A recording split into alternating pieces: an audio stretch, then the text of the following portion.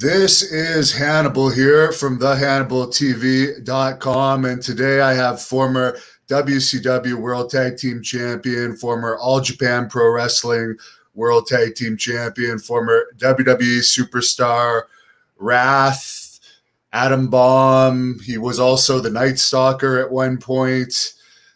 Great guy, doing very well for himself in the real estate business these days. How are you doing, sir? I'm doing great, man. Enjoying the beautiful weather here in Arizona. It's finally cooled down just a little bit, which is like 101, 100. That's good. So yeah, I love it. How long have you been out in Arizona for? I want to say about 17 years. That sounds about right. 17, yeah. Very nice. Now, for your athletic career, were you an athlete before you got into wrestling? You're a big guy. Obviously, you probably look like you were maybe recruited for football in your youth. Well, as a kid, I really didn't play any like high school sports at all. I played neighborhood sports, which was actually very competitive in my neighborhood. I never did play any high school football. My family is military. Both of my nephews are special forces. My father was a Marine Corps in the Korean War. My uncle also in the Korean War, Marine Corps. My uncle, Chief Master in the Air Force. I also served. So that was where I was going. I started work at an early age, probably 12, 13 years old. Always had a job, worked all the way until I graduated. And then the day I graduated into the military. Very interesting. I wouldn't have guessed that. Yeah. How did you find your military experience? It was great. I got to, from a young age, my stepfather taught me weight training and stuff. So I was really into that, even though I didn't play high school sports. But I did, I managed to get myself on the Air Force powerlifting team. One of my first assignments was up in North Dakota, which is right on the Canadian border, which I'm sure you're familiar with, how brutally cold it is. So all I could do was eat, train, do my military job. And then I would finally get stationed over in Europe, in Belgium, actually. And I got on the Air Force, U.S. Air Force's powerlifting team in Europe. And that's where I really began to just grow and train and really started my competitive spirit. Yeah. I got to ask you what your best bench press, squat, and deadlift were. Best bench was 505 because I have very long arms. I'm tall. I'm 6'6". I was actually I had a really good squat. My best squat was 730. I did 700 for a triple in training one time. And my deadlift was about 630, 640, that neighborhood. Very impressive. I was 300. And another story here I'll tell you, following up on the Air Force powerlifting team, is that, I didn't play high school football, but I had all that power from training and stuff. I walked on the day I finished up my military commitment. I walked on at Central Missouri State and got a full scholarship and played college football. Wow. Yep. I started as a freshman. With no idea about plays before that or any experience? Just pure power, bro. I started as a defensive tackle. I played side by side with Jeff Wright, who was the nose tackle for the Buffalo Bills in all 4 of their Super Bowls. We played side by side. Yeah, sure did. Were you offered any NFL tryouts or anything? Man, I had the wrestling fever so bad that I think even if I would have had, not that I was just already leaning so much into wrestling. I was telling somebody the other day, like during college, I'd make a tackle and I'd get up and cut a promo with somebody, just do something, something crazy or funny or whatever. But yeah, I was hooked on wrestling, man. I knew that I wanted to at least try that was on my bucket list. It was to be a professional wrestler. So you were a wrestling fan growing up, I Oh, assume. absolutely, yes, yeah, always, all through the military, all as a kid. Some of the earliest matches I can remember. I went to. I'm from Florida. I don't know if I mentioned that. I'm from Florida originally, and I would go with my grandmother to the wrestling matches. And this was the 70s, so I was probably, I don't know, 6, 7, 8 years old, that neighborhood. But I got to see some legends. Who were your favorites back in those days? Well, back in those days, of course, everybody liked Andre. Everyone liked Dusty. And then, of course, Buddy Colt was a real big legend in Florida. There were a lot of legends. But as I was getting older and I understood the business and of course I had different favorites as I did as a child, you know what I mean? Of course. Now, you started off in AWA. Does that mean you were trained around the Minnesota area, or how did you end up there? Well, here goes back to the tie into college football. I was still playing football at Central Missouri State, and I was also, I'm sure is illegal. If it is, it's got to be, because I was had a full scholarship, but yet I was doing pro wrestling. I was getting paid to do that. I only had a cup of coffee there, really. They were at the end of their line, so to speak, and I was so green. I had not been trained. I met Ox Baker while I was still at Central Missouri State. I met him, and he sort of got me in there along with him and another guy. But I just was not ready. I was not even close to being ready. I really needed to be trained. Who came up with the Night Stalker gimmick? Oh, I did. It was just one of those college, I'm just trying to brainstorm, your first gimmick kind of thing. And I came up with that name, yeah. But I came up with pretty much almost all my names in my career. But that one I did.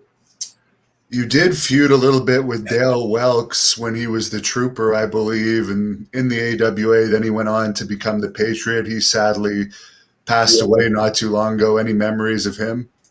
Man, just a great guy. He was a sweetheart of a guy, and I got to know Dale even better within the last couple of years. We're doing this show. It's a WWAB podcast where we do different type game show and trivia and stuff. And Dale really turned his life around, and nothing but positive things to say about him.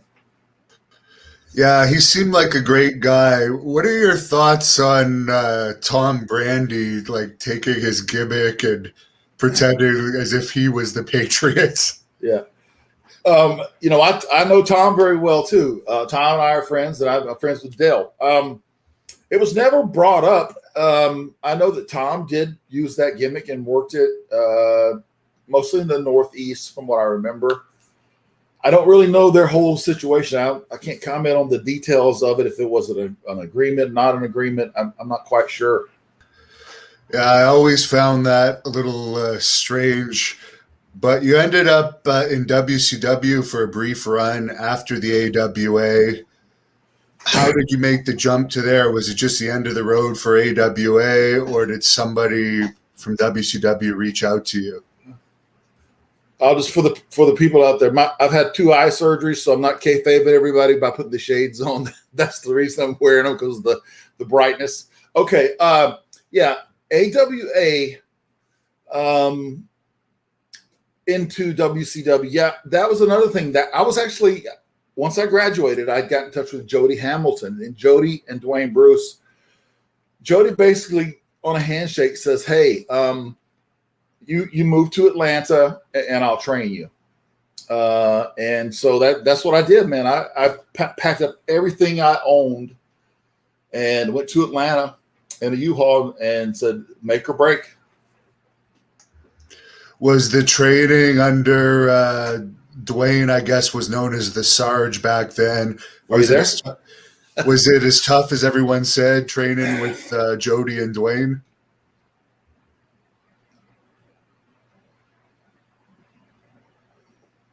Oh, did you hear me?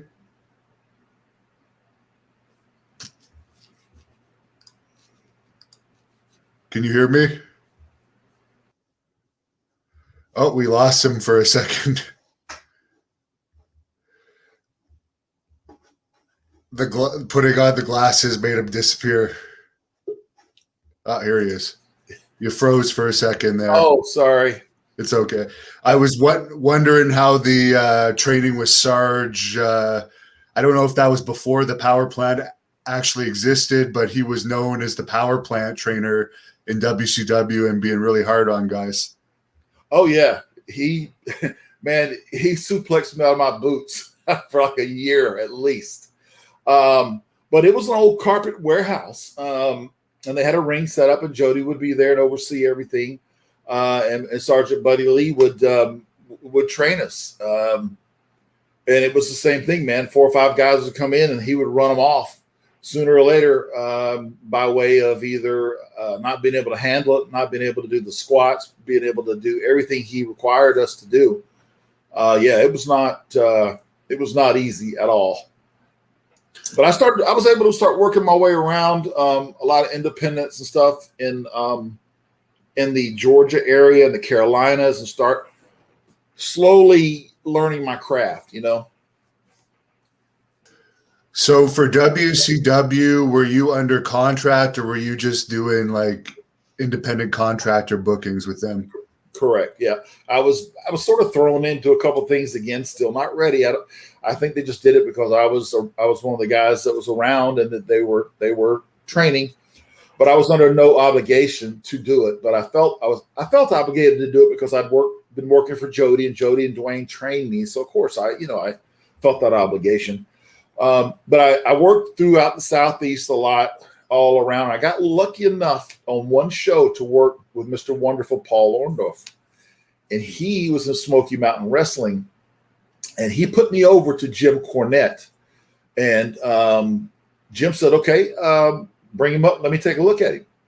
And he did, and he liked everything that he was seeing. And so I got a job. Now, just for the WCW run, I understand you wrestled Sid Vicious, a friend of mine. How was that? Oh man, but nothing on Sid's part. It's on mine. I was 10 times greener than this Bomb Squad shirt here, brother. I was green as grass, man. I had no idea what I was doing. I like Sid. Always have liked Sid, and I just wish I would have been better for him. I wish I would have been ready. We would have had a hell of a match. But that's just the way careers go, I'm actually going to have to look that one up. I haven't seen it. Oh, no. Take my glasses and wear them. Yeah, that was actually a Clash of Champion match, too. So that would have been a big that probably would have been your biggest match at that point. Yeah, but I didn't need it. Honest, I should have waited, but I felt like, again, I was sort of thrown in there. But getting into Smoky Mountain really helped me so much. It really did. And Paul, being the wonderful guy that he was, and we just lost him. We lose guys so much, but Paul was a dear friend, and his son Travis just sent me a note the other day and showed me a picture in Paul's phone book, and it had his handwriting on it, and he had said, I've got it here on my desktop. It just says Brian Clark, and it says good friend, and it's underlined, and there's a star by my name. And so I think his son told me that he loved me and really thought a lot about me. And so that was real special. Yeah, I interviewed his son after his passing, and his son seems like a really nice guy. And I interviewed Paul too, but unfortunately it was like right at the last period of time where it was still somewhat coherent. Yeah. So it's sad that he had those issues. Yeah, it was tough, man. I love Paul, man. He was always so good to me. Always looked out for me. I would soak up so much knowledge from Paul and then all the guys in Smoky Mountain with Kevin Sullivan, Tracy Smothers, Rock and Roll, Dr. Tom. There's just so many great guys. Tim Horner, Ronnie Garvin. Man, it just goes on and on for the people that I was able to learn from it as such a being such a greenhorn and a rookie, being able to get with these guys. It just, it was. I had Kevin Sullivan. Sullivan was my manager. I mean, how can I go wrong, right? Yeah, Kevin is very popular on this channel. He appears all the time. Any thoughts on him or any stories about him you could share with us? Oh, I got plenty of stories I could share. I love working with Kevin, man. I thought, when he was my manager, and I would come out to War Machine, and having him there by my side and guiding me and helping me so much with everything. I loved it, man. It was great having him. He would just help me along the way. And Jim Cornette the same way. They would both really help me step by step. The one thing I remember we had a few bloodbaths up there, but one particular one was a kid, he was a Japanese kid. I want to say Wing Kanamura. I hope I'm pronouncing it right. That's where we had the steel spike, and we gigged him in his shoulder all the way down. And when he did, it went all the way to the bone. And that was like the most blood. I mean, this guy, I don't know how he didn't bleed to death. And we still beat the shit out of him the whole time. It's funny now because he survived. He's okay. But yeah, man, that was one of those bloodbaths. But yeah, I enjoyed having Kevin as my manager. Yeah, I actually saw that match, and you're right. It was brutal. It was. There's a fan on here. I don't know about this, but he wants to know if you could see the heat between Tim Horner and Jim Cornette around that time. Not really. But then again, I was not. They had an office that was in either Knoxville or somewhere. I see Bob Cook. What's up, Cooker? Yeah, I couldn't see any heat. If there was, I didn't detect it, And of course, you also appeared for Herb Abrams' UWF, which now everybody knows about through the Dark Side of the Ring stuff. Yeah. How was that? Were you privy to all that stuff going on there?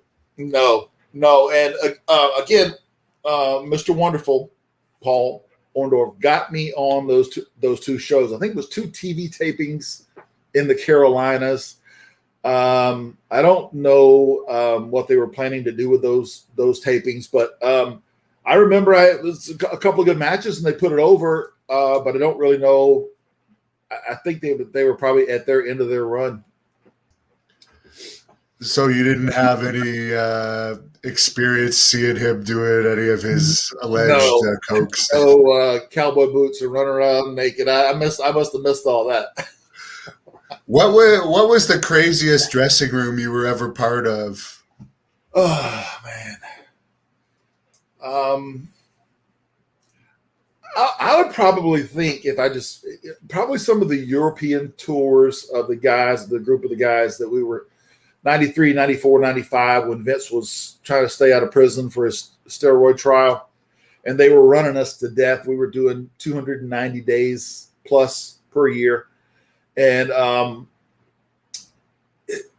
just some of those locker rooms and some of the crazy things that we did, and just raised hell because we were gone 20-something days out of the year, had no family.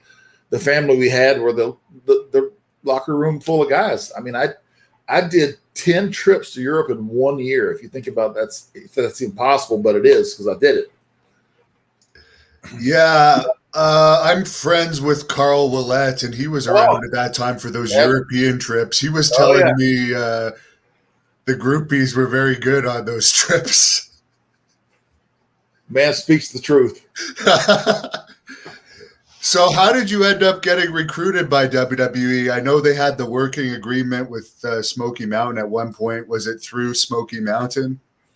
It was actually that happened before they had a working agreement. But But somehow, I think maybe Sergeant Slaughter was an agent at the time, and he called Jim and asked about me. And so then they said, well, we're going to be in the Carolinas in a month or so, and we want to take a look at him.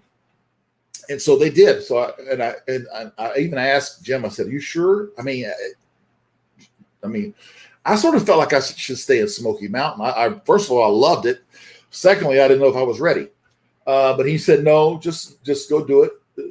Take it. It'll be, either say yes or no. And sure enough, I tried out the first night, and I got the job the first night. I definitely can see why they hired you with your look the first night. I guess that was against Reno Riggins. You had that match? Reno one night, and the second night, I'm not quite sure. But Reno was excellent, man. He's always been a good hand, a good guy, good worker. Nothing but good stuff to say about Reno. Yeah. What were the contracts like in those days? Was it still non-guaranteed money, or what was the deal there? Basically based on house shows, and then if you had a merchandise deal or action figure, anything like that, that would be extra.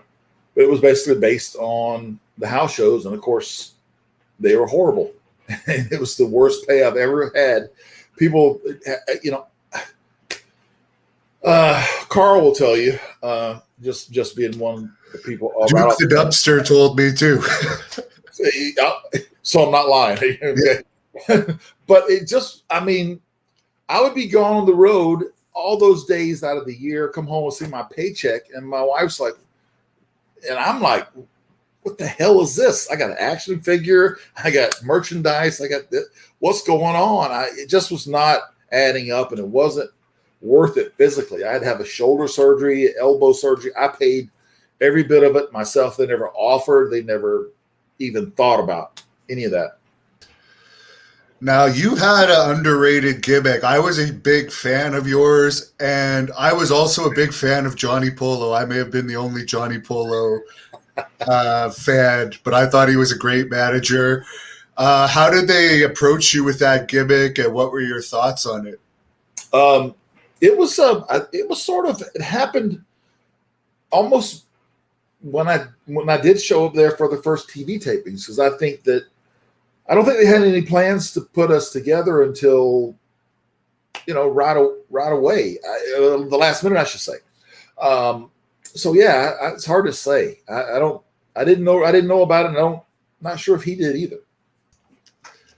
Now, I understand from Carl that Jacques didn't necessarily like Johnny Polo, and he didn't ride with the Quebecers or anything. Did you get along with him outside the ring? Polo? Yeah. Raven? Yeah. I got along with him. I still get along with him. I just didn't stay out late at night. I wasn't a party guy. I didn't, I had to get up and I get my workout in. He as a manager, he didn't really have to do that, as much. But with me, I had to get up, work out, train, tan, cardio, everything that goes with eat, clean, all that stuff that goes with, because you're going to be on TV and within 6 days, whatever it is. So yeah, I was real regimented. And so was Carl. Carl was another guy, and Sid was another guy. Both of those guys, we actually trained a lot together. So yeah, I just didn't keep the same hours as he did. There's some fans on here asking about this incident or something where you thought Pat Patterson was spying on you. Are they making this up, or was there some sort of thing with Patterson and you? No spying, but the only thing that could be referencing that is that, as I told you earlier, I got hired on the first night. Well, while I'm in the shower, guess who comes and tells me I got hired? Pat Patterson. Very interesting. That's the only thing that could be. What did you think about all those rumors and the stuff with allegedly Steve Lombardi at the time that Kamala claims to have happened? I could very easily see it. I think just from what like I said, I laid low for the most part, but I could see that happening. I don't know. I just think something's not right, you know. Now, you had a very short match with Earthquake at WrestleMania 10. Was that just due to time restrictions and they had to give you a short match?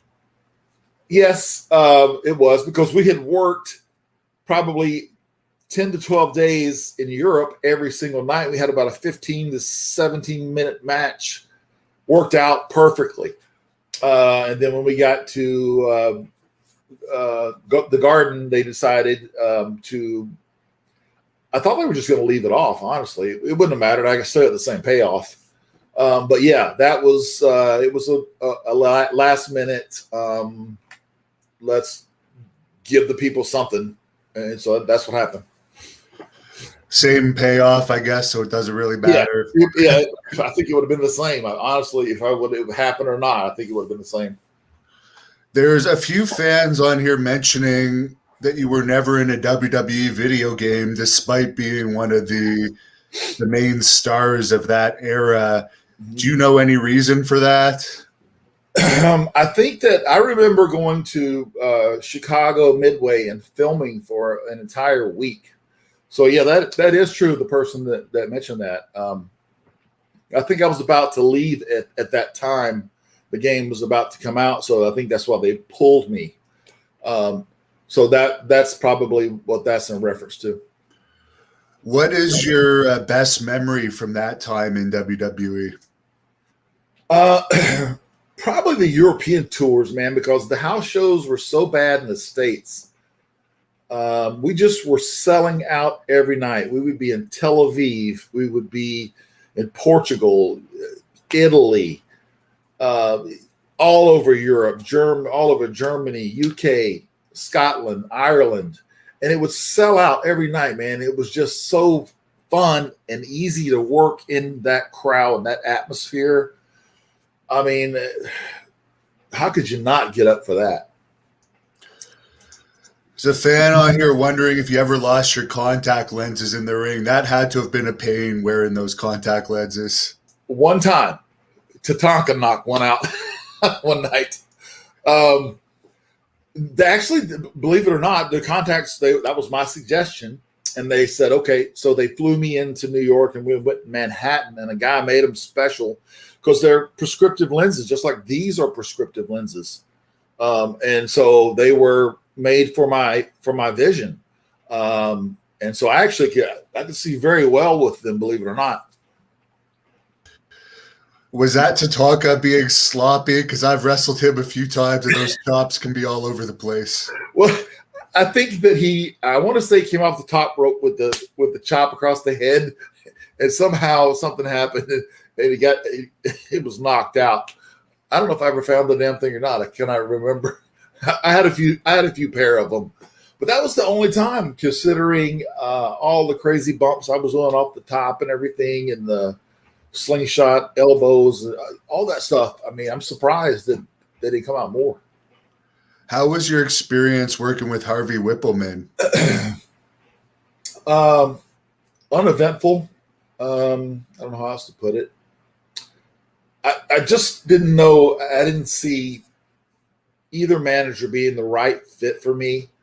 If anything, I could have maybe either not had a manager, or it could have been there could have been a few other people that they could have put in there that would have worked much better. Did you have a favorite match from that time period? God, this question, someone asked me this the other day, but I love working with Brett. I love working with Randy. I worked with Taker in probably 50, 60 casket matches. I've worked just about everybody. I never did work Hogan, but a favorite would be hard to pick from the Atom Bomb era, but there were a lot, definitely.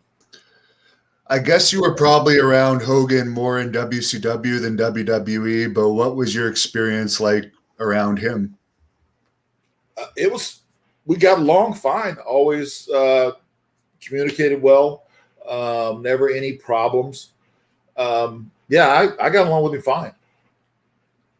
Now you mentioned you had maybe 50 casket matches with the Undertaker. He's a very popular subject on this channel. Could you talk about some of your experiences with the Undertaker? Um, man, during that era, that time frame, his gimmick was he really didn't sell a lot. Later on, he would sell more as a couple other of his reincarnations. But he didn't sell a whole lot during that time. So as me being the heel or anybody being the heel, you really had to work to get heat on him. It took a lot. I think one year in a Royal Rumble, it took like 14 guys to put him in a casket or something. So that kind of thing. But he was easy to work with. You just had to stay on him to get your heat and make the match. And as far as Lex Luger, I know you had some interactions with him in WWE. I'm not sure how many actual matches you had, but how did you get along with him? Always got along with Lex.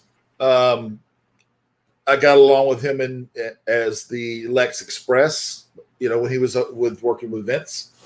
Got along with him fine. I remember Davey and Owen just doing everything they could to make him crack. And we finally got him to crack in the Philippines, and it was pretty funny. But then in WCW as Lex, and then as part of the Wolf Pack and the NWO stuff. Yeah, we always got along. I always thought Lex was I don't know. I thought it was a cyborg or something, man. He was always in shape. He always trained, even on all those European tours. And everybody's like, "Oh, I'm so tired. I don't want to go work out." Lex would be going. So Lex went, everybody else went. But yeah, I've always respected Lex. Now, when you say Owen and Davey made him crack, what do you mean? How did he crack? Oh my God. Okay, we had a tag match, and this was either Guam or Philippines, one or the other. And if somebody's there can correct me, that's fine. It was a tag match, and it was the four people were Lex, Davey, Owen, and somebody else. So anyway, they were doing a spot in the match where they were going to make Lex look really strong. So Owen goes and feeds Davey. Davey presses him 10 times, and Owen's just flying like it's a piece of cake, right?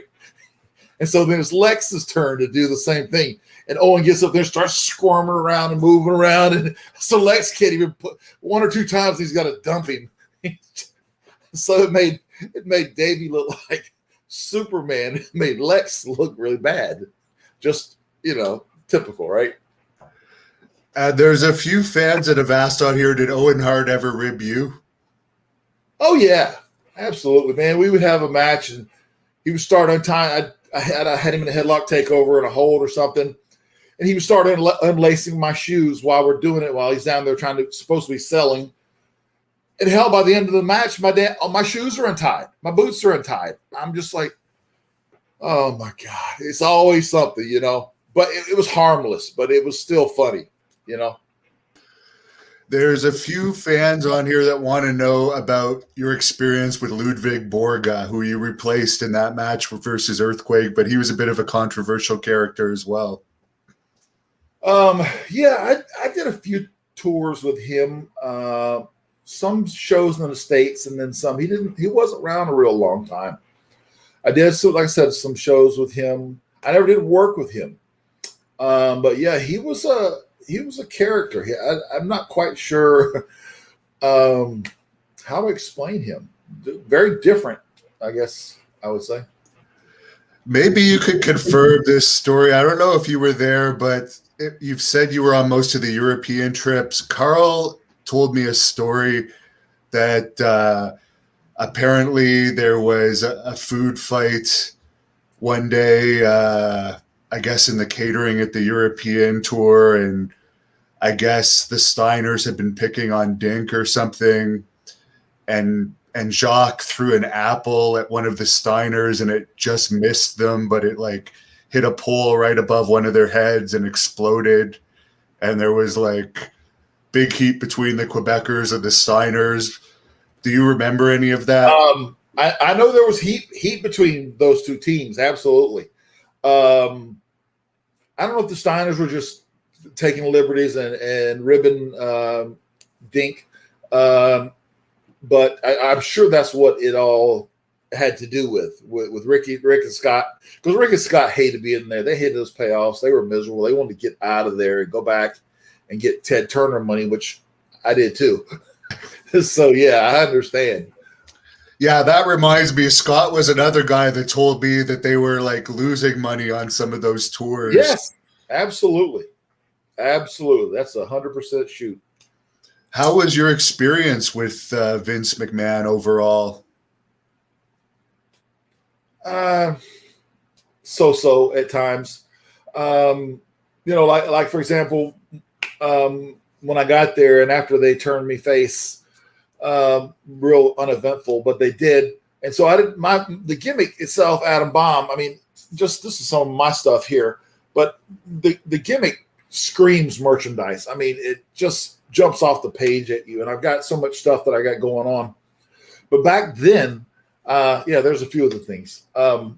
So a lot of that is tied to my military career. Some of the stuff's flashing up. 2 new action figures with 2 more to come. But yeah, I had to go, and this is just I found because I'm very much into the graphic arts. I designed all my T-shirts, as a matter of fact. But what I did was I went to a designer, graphic design person in Atlanta, told him what I wanted, the colors, the fonts, how I wanted them done. Took them all to had them put in a catalog, knocked on Vince's door, opened it up. He's like, "Oh my God, these are great! Get these down to marketing right away." And I had merchandise within a week. So, I mean, sometimes it took that kind of effort just to get him to see, what things can be, instead of having all these little birds chirping in his ear, which are the agents. And a lot of those agents were not helpful, and some were. So, how was Bruce Pritchard? Bruce was always with Vince, wherever Vince was at. I talked to him some, but I don't really remember a whole lot about him, other than I know he was Vince's right-hand man and that kind of thing. I read where someone had just told me or something that said that Bruce had said that I had a bad attitude at the time. But I was thinking to myself, well, gee, Bruce, if my attitude was so bad, first of all, why don't you talk to me about it? Or why don't you go and work those 290 plus days that we're doing while you're sitting at home and we're making your paycheck? So, it works both ways. Yeah, and for fans watching this, in the wrestling business, a lot of the times they'll never actually tell the wrestlers. They'll just start rumors and hope that it gets back to the wrestlers and expect them to change through the rumors. They won't address stuff directly. Yeah. This is another one, I believe, of your shirts, right? I've got 21 different designs, but that is the one that I also designed. Yes, that comes in a green and a red. PWTs has a full line. They even have made the gimmick mask. Hopefully that goes away. We don't need those. But then also Wrestle Merch Central in the UK, Europe handles all my store. I got a huge store over there. If you check that out. And while I'm plugging stuff at Real Brian Clark, BRYAN Clark, Real Brian Clark on Twitter. Just got started, so don't bury me too bad. But please, you're welcome to join. That shirt right there comes in yellow. That pops big time. And let's see what else. At Cello Toys, man, we just signed a 4-figure deal with. This is the new one, right? And then we're going to be doing. They actually did a one-off of that, and it glows in the dark, which I didn't even think of that. They thought of that one. And then we'll do the first time ever. There's never been a chronic tag team figure set, and so that's something that we're working on now. And I'm also working on a Bomb Gear. That's going to be the name of the. Sorry, I've already applied for my trademarks for Bomb Gear, which will be men's and women's athletic fitness wear. So I'm all over the place between the real estate and this, and I've been busy. And for the fans watching this on YouTube, we have all of his links in the description of this video. And here's a picture of him with his dog and all of these Adam Bomb things. Wait a minute, hold on. Oh, you got your dog? You don't have dead air, do you? No. I actually got my dog too. My dog will say hello. Oh, right. I got to get her over, man. She's done Australia. Be a good girl. She's done Australia, UK, Puerto Rico. She's only a year and a half old, but she was such a great COVID puppy, man. I tell you. All right, girl, lay down.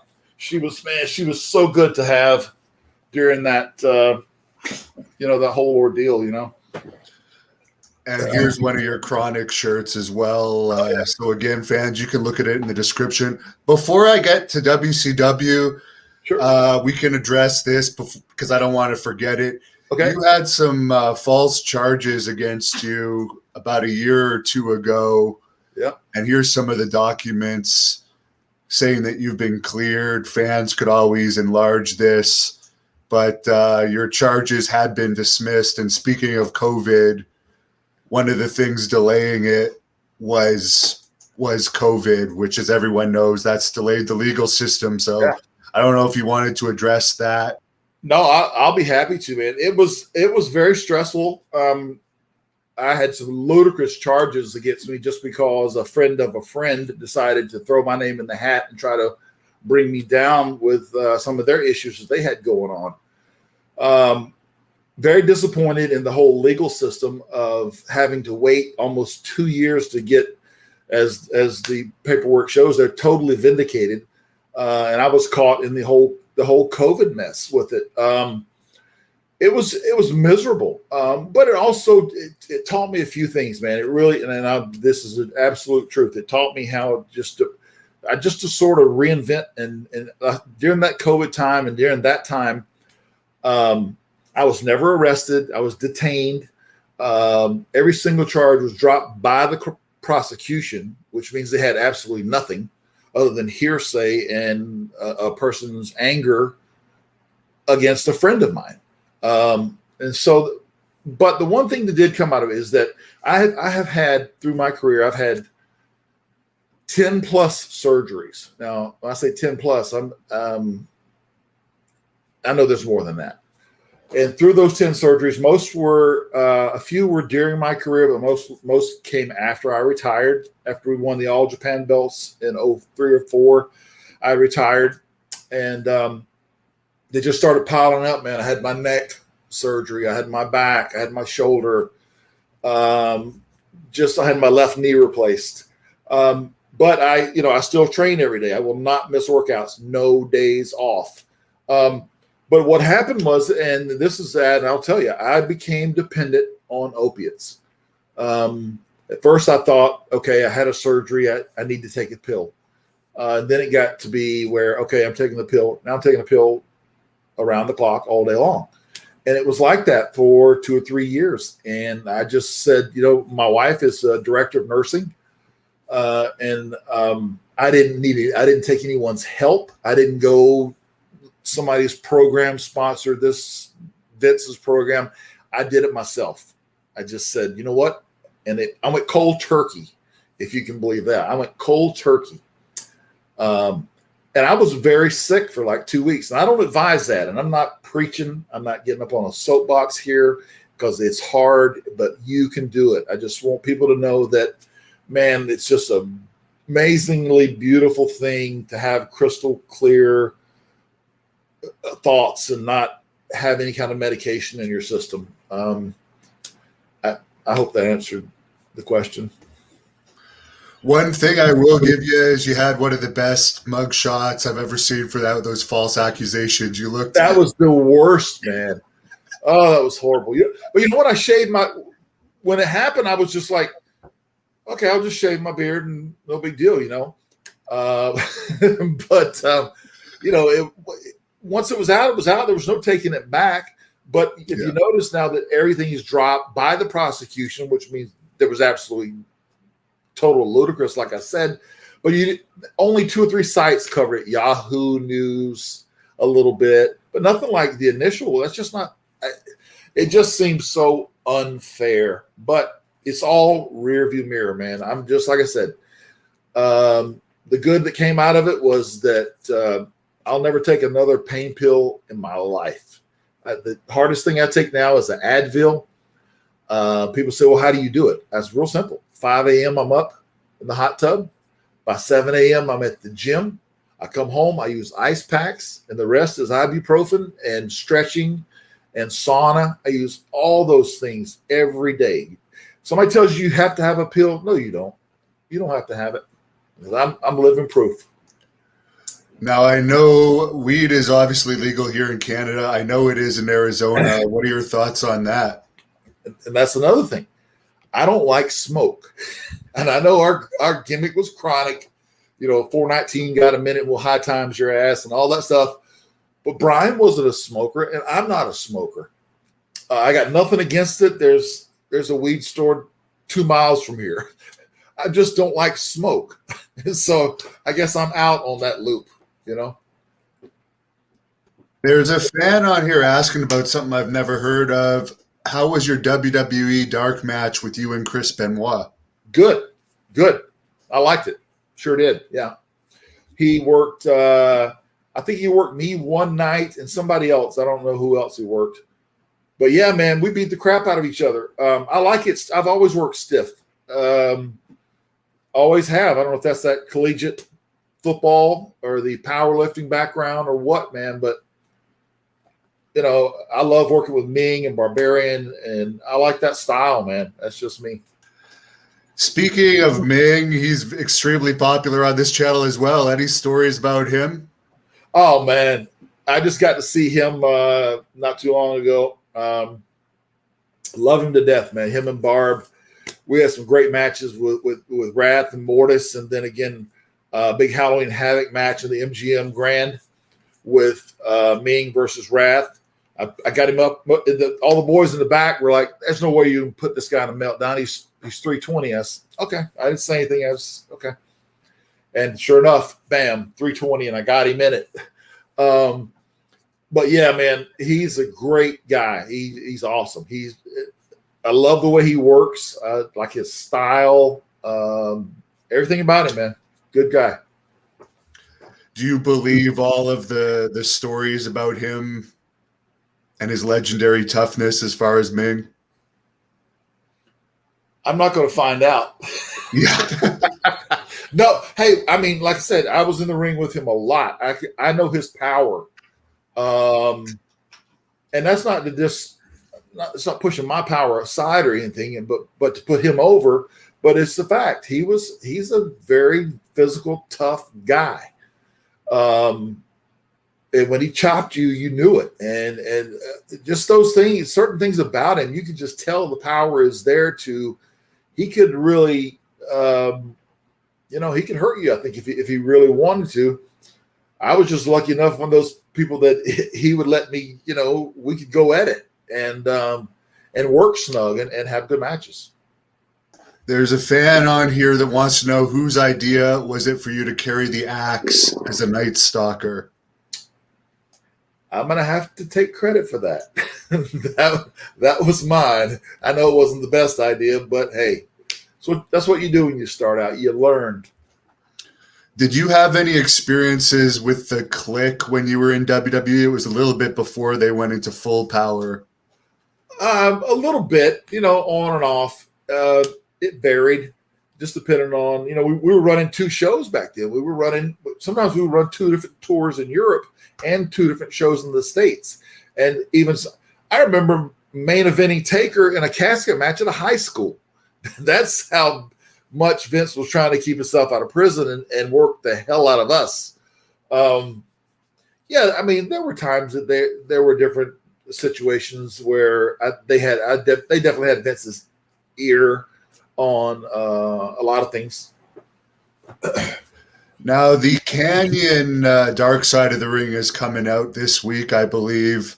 You, of course, were brought into WCW with him. Any memories of him to share? Well, Chris, Chris was a job guy. He was doing jobs prior to me getting there. And I after my contract was up with Vince, I had about 6 months left on my deal because I left on my own. Vince didn't fire me. I left. And I went I worked in Hammerlock in the UK until my contract was up. And then I met with Eric, hashed out a 3-year deal, guaranteed, great money, and then another 3-year deal after that. Just good stuff. And he started talking to me about the idea of the Blood Runs Cold angle. This was prior to the NWO being formed. And so it sounded good because it was hot at the time. I actually got a spot in the Mortal Kombat TV series out of it. But yeah, I spent like 6 or 7 months in a dojo every day training for that gimmick, if you can believe that. But yeah, we put it together. It just never was able to get up and get running because of the NWO. It sort of got watered down. But we did have some really good matches. Chris he was already a good worker. I think he became a better worker, if not a great worker, during that time period from going at Wrath and Mortis from there going forward. Because like prior to that, he was, like I say, he was doing jobs and stuff and not really getting himself established. Yeah, I remember that Blood Runs Cold had something like a 6 or 8 month promo where we kept hearing about it. And then I was shocked, even back then, as I was in high school, that they didn't run with it at all. Yeah, well, it's just that's the way this business is. It's up and down and up and down, and you sort of got to go what's hot. But yeah, we did as good of a job, I think, is that we could have with it. Like I said, Chris and I had some really good matches with Ming and Barbarian. A lot of good tag matches with. We had a great match with Flair and Kurt Hennig. Just we worked with everybody, and I think we were very versatile. Did they at least pay you? I guess they must have that whole time where they were doing the promos and you were sitting at home. Yes, sir. That's why I said night and day. I'm not even going to tell you what I made in WWF because you laugh at me and it's embarrassing. That's how bad it was. But with WCW and Eric Bischoff and Ted Turner, first class seating, 5 times the amount of money, if not more, night and day. Who was the one that approached you about coming to WCW? Well, I knew Eric from AWA, that little bit of time we were there. And then Dallas Page had mentioned him, him about, had mentioned me. And he said, yes, he definitely wanted to talk to me. And we met and worked out a deal. What was Eric Bischoff like? Obviously, you were friends with him, but we hear lots of sides to him. Obviously, he gave you a good contract, but your thoughts on him overall? I can say this is that if I had an issue with the way things were going, whether it be with Wrath or Chronic, I would be able to go and talk to Eric if I had a question. He was not like go through 10 agents and then I might be able to talk to you. I could talk to Eric on the direction of what was going on. And even when Blood Runs Cold dissolved, and I told Eric, I said, let me do Wrath my way. If it doesn't work, then I'll do whatever you need me to do. Of course, I did it my way with the meltdown finisher. And I went undefeated for, 7-8 months or something. So, I mean, he was very approachable. A lot of fans on here also liked your Wrath theme, your second theme in particular. I'm seeing lots of comments about it. Yeah, cool. That very front riff is off of Van Halen, Running with the Devil. And if the fans that are liking that, make sure and just, if you will, just follow me at Real Brian Clark, because I got a buddy of mine, Jonathan O'Dwyer in the UK, he's already put together Atom Bomb, Wrath versions 1 and 2, and this week we're going to release the full Chronic version of the reel, and it's all set to great music, and he did a hell of a job with it, and fans are going to love it. I'm getting great responses from it already. Many people are asking on here about this Conan incident in WCW. Could you tell us about that? Oh yeah, it wasn't me though. I mean, we did a show somewhere. You know, back then it was sort of like AEW is now. It'll replay 2 hours later, right? And so we had a match. It may have been Hoovy and Ray, or it may have been Kidman and Ray. I don't know. Conan was the manager, and so he was also doing the commentary for this match.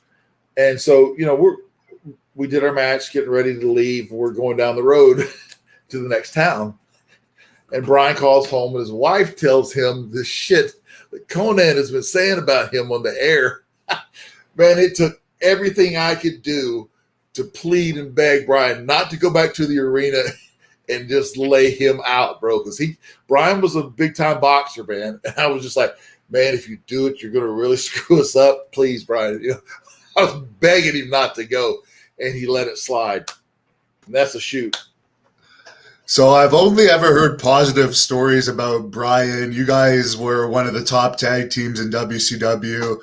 How did it come that you two were put together? And if you could share some memories about you guys. Yeah, we got put together. I was still Wrath at the time, recovering from a torn ACL. Brian had been back and forth, I think, in Japan, but they're really not using him very well. And he called me one week and asked about, did I want to tag when I came back? And I was like, I'm not really sure, because I wanted to get Wrath restarted. And so then he called me back a week later. Hey, what do you think about this? Just, I think 2 or 3 times he called me, and I started thinking, okay, maybe this could work. We're both 6'6", 290. We're both military veterans. Brian was a vet too. We had so much in common. And man, when we started traveling together, did not realize how much we did have in common. Brian was just a great, great person, a wonderful human being, and one of the funniest guys. One of the funniest guys I've ever been around. I mean, he could have the locker room rolling, and then I had to ride with him, which I loved because I'm the hothead of the two, believe it or not. Brian was always real cool, and I wasn't. I would snap in a second. I still do, but Brian would I'd have to tell Brian, it's like, Brian, 2 things. We get 2 choices. You can stop talking, or you can pull the car over, because I'm laughing so hard, I'm crying, I cannot breathe. You got to stop. So that's how funny he was, though. I understand he was very good friends with the Macho Man. Yes. Yep. I guess he worked as Macho Man's bodyguard too after his wrestling career. I think he did. Yeah. At the end, we stayed in touch and talked at least once a week. Yeah, he told me he was going to be doing that. I don't think it went too far. I think Brian was going to box a little bit. And then I think he did something and ripped his shoulder, and then he ended up working with Randy. So I think that's how it started. But that's what I recall on that. How was your experiences with Randy over the years? Great. Love Randy. Yeah, always good. I worked with Randy. Randy was my first match in WWF, which people don't realize. Like a week before Adam Bomb debuted, Taker and Randy were the main event in San Antonio, Texas. Something happened. One of those guys were hurt or something, and I had to do a run-in, and it was a run-in on Randy and Taker. So that was my first introduction to WWF. There's a fan on here that says you should have been the one given the Goldberg push. And what was your thoughts on having to do the 10-second match with him? You're just doing your job, I guess, at this point. Yeah, that must have been the Wrath with the helmet. Yeah, we joke about it to this day, because when I see Bill, that helmet, if people recall, had horns on it, right? So Bill hooks me into his finish, the jackhammer, right? So he's got a big hole right here in his forearm where one of those horns went in it. he still complains about it, but I thought it was funny. So, are you surprised Bill is still making reportedly like $3 million a year with WWE today? I don't doubt it, man. Bill's a smart guy. He's got some really good people behind him. Has some really good lawyers, and yeah, man, I think it's amazing. I mean, I know it's got to come to an end. It probably already is at the end. But Bill's done a hell of a job with protecting his brand. Now, there's another question people have been asking throughout this about the DDP Scott Steiner fight. You mentioned you were friends with both, but were you a witness to that? Bits and pieces of it. I lived up on a place, it's North Georgia, it's called Lake Ackworth. I had Rick, and here's where I lived, right between. I had Rick Steiner on one side of me and Scott Steiner on the other. So you can just imagine the hell I caught.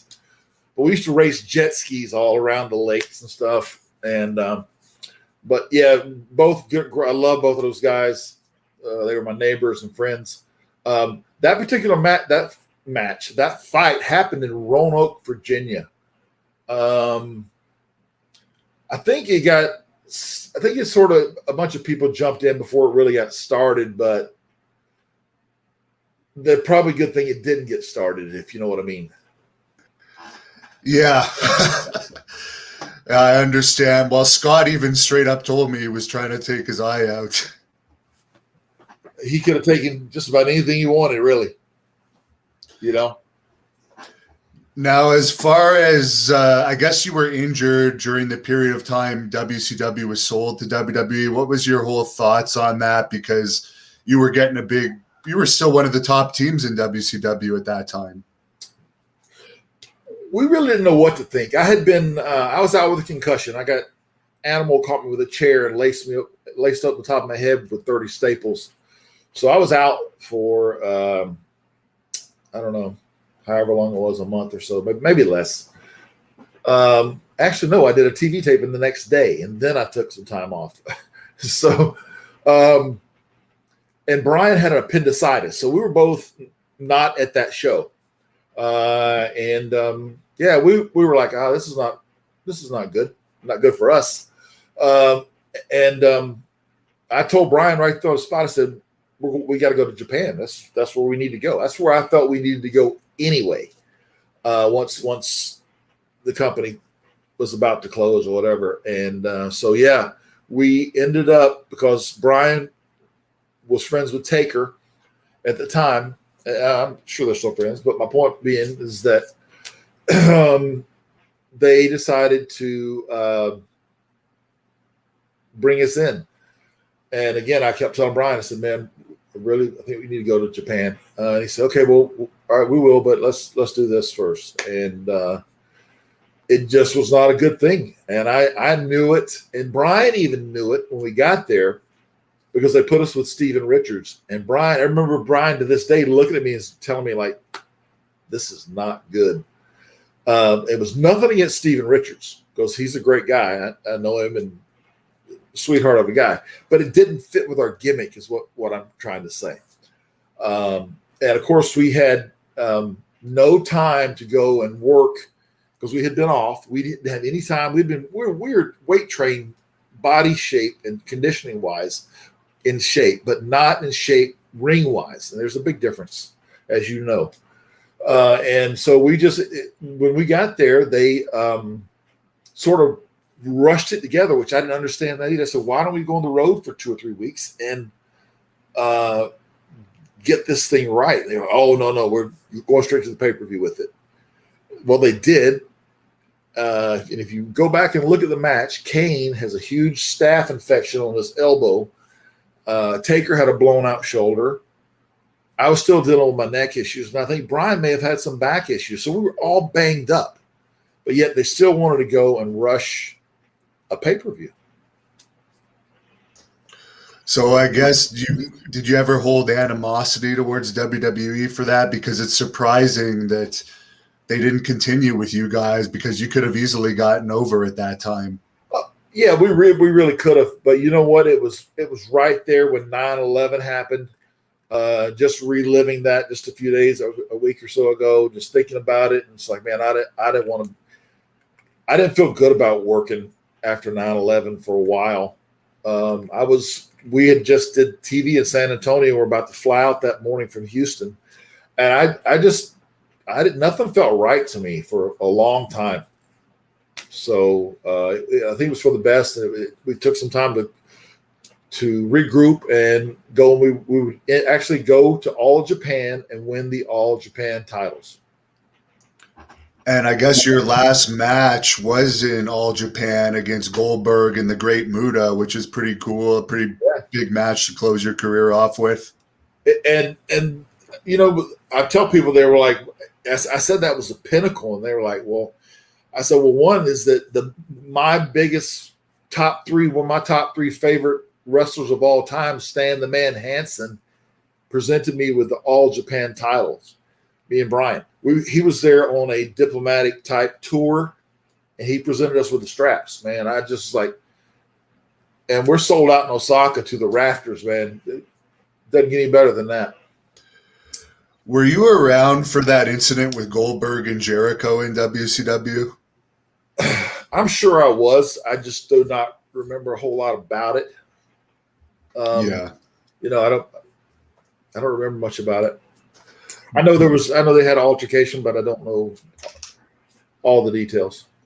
How did you find the locker room environment there? Obviously, you got a huge push, but we always hear that there was a lot of cliques, and it could be pretty tense. Honestly, man, I was in both. Just my opinion, my experience. Everybody's is different. I would take WCW's locker room anytime. So much less stress, even though we had to deliver. I mean, we were winning for 87 weeks or whatever it was. You know, I just think that we had to. The locker room just felt. I knew everybody. You know what I mean? A lot of the WWE, WWF guys were there now, and so it just was. I just like that atmosphere. There's some fans that keep bugging me to ask you about the Nitro Girls. Is there some story about the Nitro Girls? Not with me, because I turned a couple down, but a lot of the boys. I say a lot.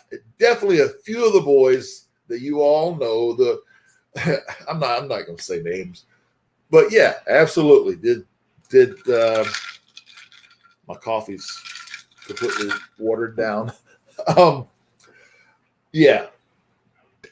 Well, yeah, Shawn Michaels ended up marrying one of them.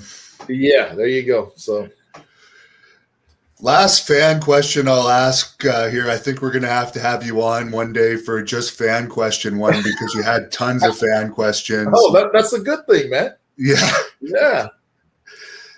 This fellow wants to know if you think AEW will be more successful than WWE. Wow, it's way too early for that. I love the fact that they are going after it. I really do. I'm a huge Justin Roberts is a good buddy of mine. Jericho, friends of mine from the past. Huge, big supporter of Lance Archer. I think they could do so much with that guy. There are a lot of others. I think Miro's doing a great job. I loved his whole new look versus the Rusev Day or whatever that was. Now down the line, it's hard to say. Vince is international, whereas AEW is really just U.S. so far. That doesn't mean that they're not going to be able to take that next step and elevate and get to that platform they want to be on. So it's very possible.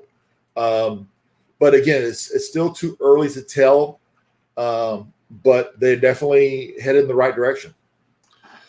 And just a current topic, some fans have been asking me to get your comments on is this whole Ric Flair thing coming out about the plane ride from hell, and apparently they're blocking some advertising campaign from him, and they may not use him now in AEW.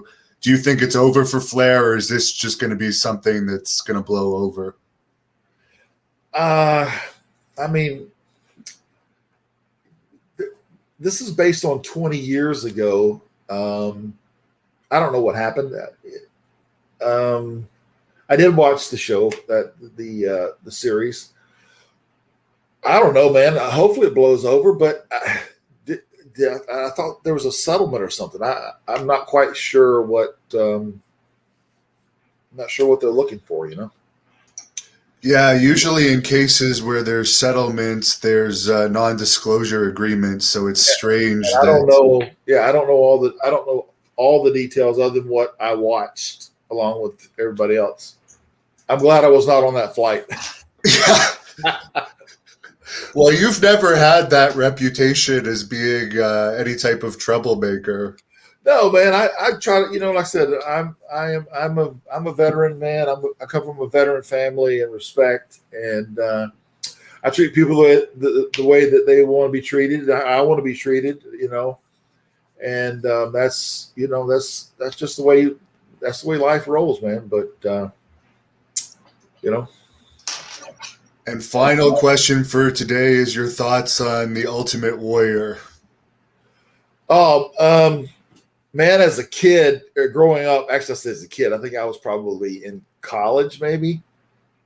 And in the military, definitely. Oh, man, I love the Warrior. I didn't know about work rate and all this other stuff, man, but I just know that he got a massive pop. I mean, the guy was over. No matter, you can say what you want about his work, and I know it means so much more now than it did back then. But yeah, I always thought that he got my attention, but then again, so did Paul, Mr. Wonderful, and a lot of other guys that I thought were amazing during those times where I was a fan. We're all fans. That's what a lot of people do not get, that I'm a fan to this day. I got in this business because I was a fan. So. Yeah, I'll watch the Ultimate Warrior any day than these new kids like Adam Page that don't even look like they work out, slapping their thigh on every move. Please, go to the gym, man. Jeez, I'm still going. I'm not stopping, bro. I'm in the gym every day. No days off, bro. I've had plenty of surgeries, a lot of pain I deal with, but I don't care. They're gonna have to pull me out of there. Kevin Owens makes $2 million a year and doesn't even work out. That's a pretty good gig, right? Yeah. So to close this up, as I told all the fans earlier, all your links are in the description, but I'll put some of this stuff up again. You have a whole selection of T-shirts, toys. Where can fans look all of this up? Well, for all the T-shirts and stuff, like I said, I've got there's my puppy again. Yeah, all these shirts come in different colors. All those are Pro Wrestling Tees, which handles a ton of stuff for a lot of different guys. But if you go to Pro Wrestling Tees and put in Atom Bomb or Chronic, you'll see all the stuff that I actually designed. I spent a lot of time, especially during COVID. I designed everything. I had a graphic artist help me, but all the ideas, the concepts, the fonts, the sayings, all that stuff, all mine. And then if you go to eBay, my eBay store, where you see these little footballs back here, somewhere back there, there's plenty of them. I did a limited series of 100. So I forgot what number I'm at now, but there was a limited series of them, and that's at eBay, and it's all lowercase Atom Bomb -Chronic. I also have goggles, the goggles that I used to wear to the ring. And I'll sign all that stuff. However you guys want it, I'd be happy to sign however you want it. And there's also some one of a kind type photos that a lot of fans probably have never got to see. And then of course Cello Toys is another company that has been amazing, great to work with. Yeah, there they are right there. That's my new. That is basically the same figure that's going for $700 or $800 on eBay.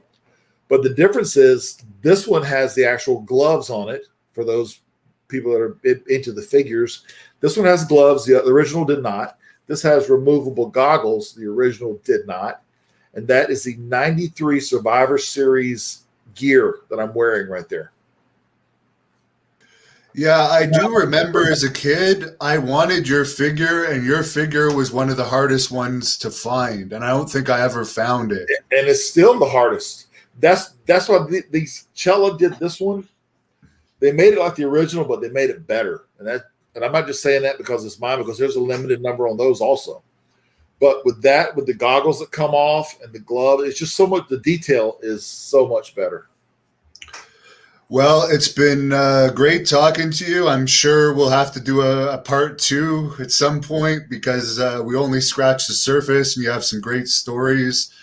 I'll let you close this off with whatever you want to say to the fans. Thank you very much. Yeah. Well, I hope I answered everybody's questions today. I'm doing well. I'm older now, a little more banged up, but I don't miss my workouts, man. I'm in the gym every day. I'm very interactive with the fans. There's so much new retro stuff that's coming out now. You can support me and my dog Skylar. We're at, like I said, at Pro Wrestling Tees, at Cella, Wrestle Merch UK. And again, and also the big thing, I'm trying to get my Twitter rolling. So it's at Real Brian, Bryan Clark. Again, just getting started there. I'm definitely going to be opening an Instagram real soon. I know I'm behind on that, but I'm ahead on the merchandising and marketing. So some good things coming out. And then also Bomb Gear fitness wear. It's going to be active fitness gear for men and women. So those are the things that I'm working on right now. Thank you for watching the Hannibal TV. Please like this video.